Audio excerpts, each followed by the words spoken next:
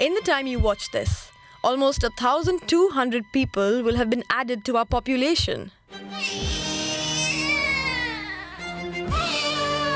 Breathing the same oxygen, sharing the same space, and creating more and more greenhouse gases. Worries about overpopulation are back. We need to address much more aggressively the population part of the equation. If we keep ignoring this exponential population rise, nature will reduce human population for us. Is this the whole story? There's a lot of misconceptions about the nature of population growth. This debate is, it is not understood in a way it should be. How many is really too many? And what does the answer have to do with frozen food?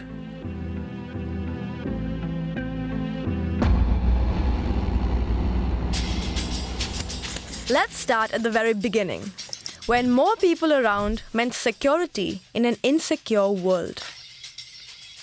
On the Indian subcontinent, for example, Chanakya the philosopher suggested that widows quickly find new husbands. And during the Mughal rule, the increase in population was celebrated as it meant more people could work on a farm and produce more food. The Roman emperors were no different, in some cases passing laws to promote early marriage and frequent childbirth so their armies could stay up to strength. Life was mostly about popping babies and setting up new colonies until the number of people started becoming a visible problem. In the 18th century, British economist Thomas Malthus started ringing alarm bells. Okay, ancient history lesson done. In more modern times, the fear exploded with the publication of a book called The Population Bomb. Its author, an American biologist, warned the Western world of the conditions he had seen in New Delhi. Overpopulation was soon blamed for everything from poverty and poor resource management to destroying the environment. Some countries began experimenting with morally and politically dubious methods of population control.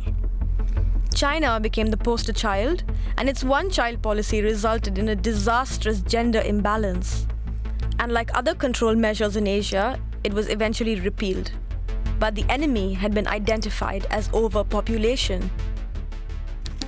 So what exactly is overpopulation?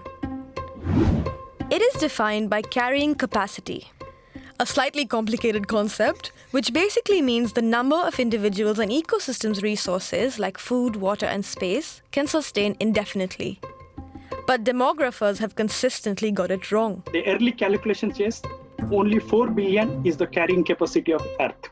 But today, we are almost feeding the more than 7 billion population because we have supplemented our natural resources with the technological resources, and be able to produce the resources to sustain the population. So we're not quite sure what the Earth's carrying capacity is because the variables are constantly changing. One thing's for sure, it's not the population element that's going to be the problem. Already in the developed world, the population has largely stabilized or begun to decline. And the developing world is on track to follow.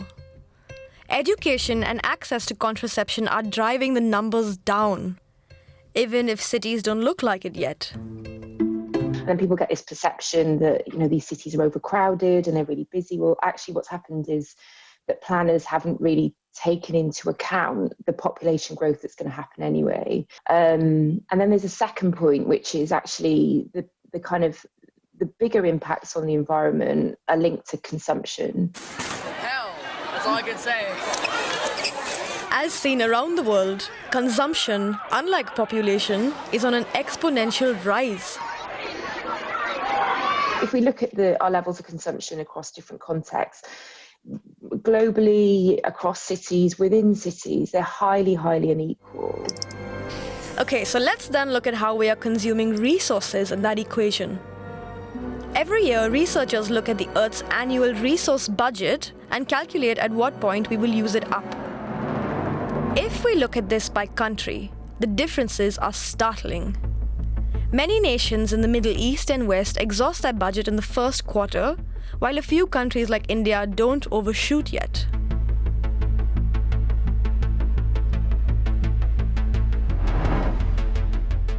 the average American consumes 16 times of higher resources than an average Indian.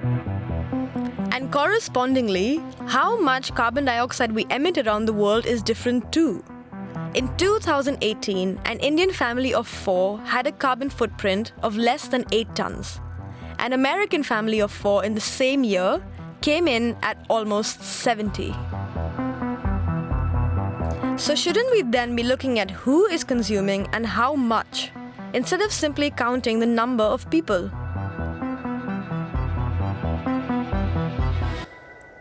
One of the first studies to compare global emissions involved over 200 diverse researchers and policymakers. The result, called Project Drawdown, published a definitive list on reducing our impact. We did very complex models, and we didn't know what they would be. I had a strong hunch of what the top 10 would be, and I was completely wrong, and all the rest of us were wrong. Number 1 was refrigerant management. Yes, you heard that right. The way we keep things cool is one of our worst offenses against the planet.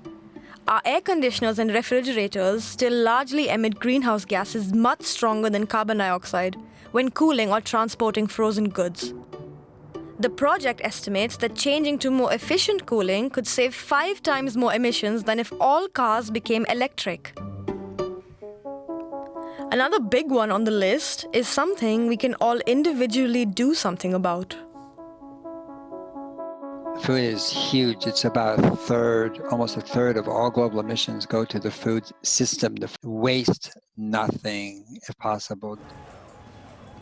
No one can really deny that the human population has an impact on the environment.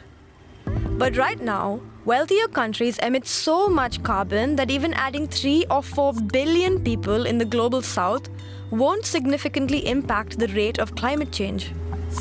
Also, lowering consumption sounds way easier than deciding whether that many people should or shouldn't exist. To say there's too many people is sort of an unkindness to a person, like which person thinks there are too many? No one.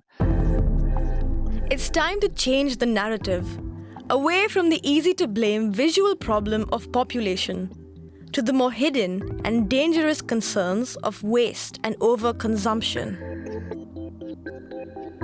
We try to answer the biggest questions concerning climate change today. For more videos like this, subscribe to our new channel where we post every Friday.